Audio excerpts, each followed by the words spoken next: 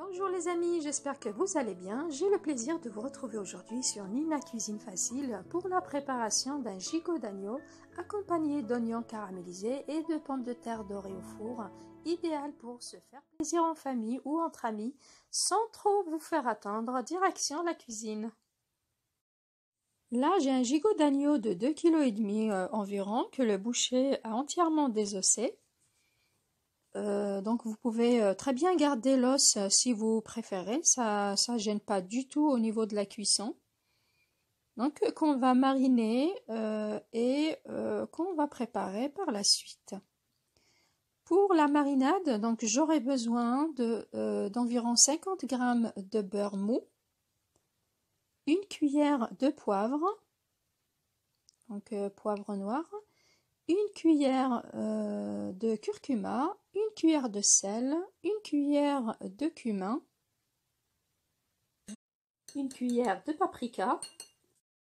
Je rajoute une cuillère d'huile, une cuillère de jus de citron et 5 à 6 gousses d'ail. Donc je râpe 2 ou 3 et je laisse les autres pour les couper en lamelles.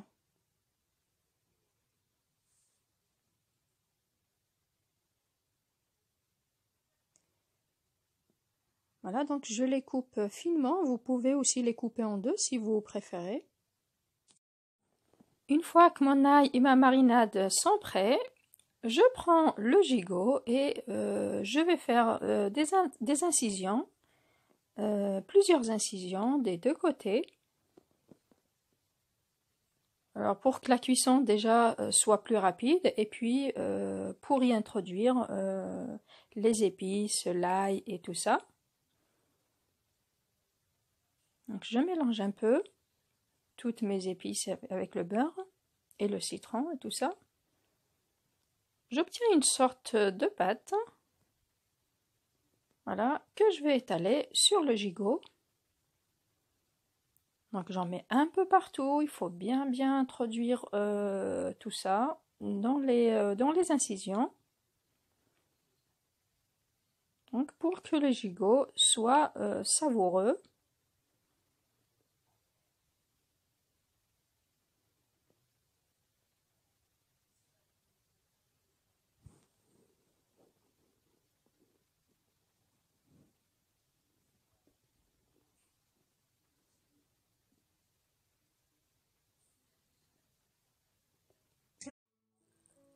J'introduis l'ail dans les incisions. J'en mets un peu partout pour équilibrer le goût. Donc on ne va pas retrouver les morceaux à la dégustation, mais n'empêche que ça donne un super bon goût. J'en mets des deux côtés pour équilibrer.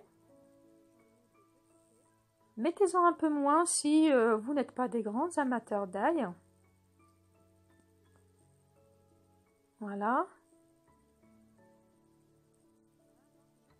Là, je mets les petits bouts qui me restent dans le plat et je rajoute 3 feuilles de laurier. Je retire les restes d'épices collés à mon bol avec quelques gouttes d'eau, puis je verse ça dans le récipient.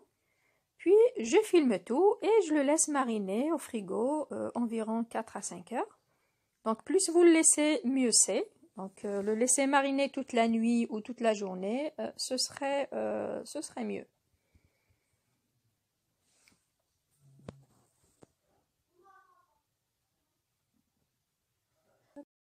Une fois que c'est bien mariné, je le retire du frigo et je lui retire le film pour pouvoir le cuisiner.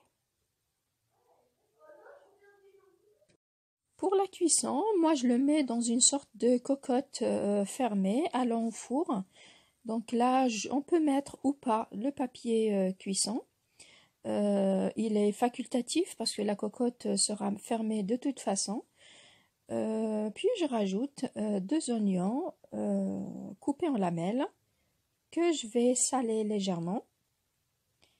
Puis je rajoute un verre d'eau. Donc je vais racler les épices collées au fond de mon plat.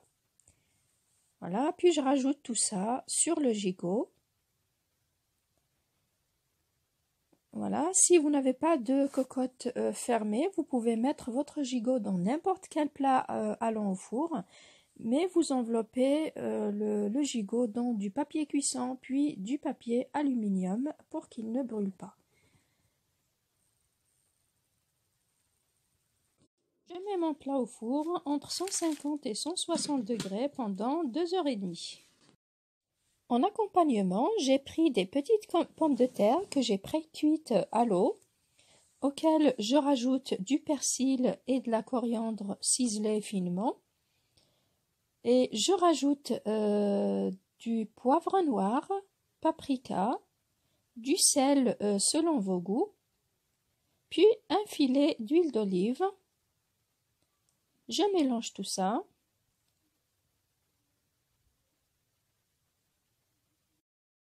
Après environ 1h45 minutes de cuisson, je retire le papier cuisson qui était facultatif, on avait dit, hein, ce n'était pas obligatoire de le mettre dès le départ. Hein.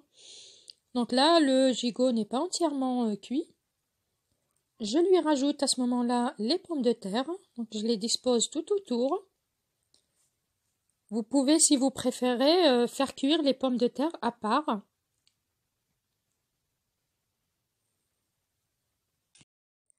J'ai retourné le gigot et là je l'arrose généreusement de son jus, puis je le remets au four sans lui remettre le couvercle pour pouvoir le faire dorer pendant 45 minutes à 1 heure.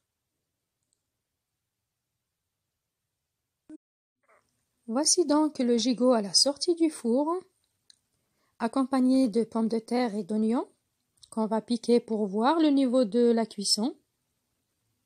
C'est super bien cuit. Je dispose tout ça dans un plat de présentation.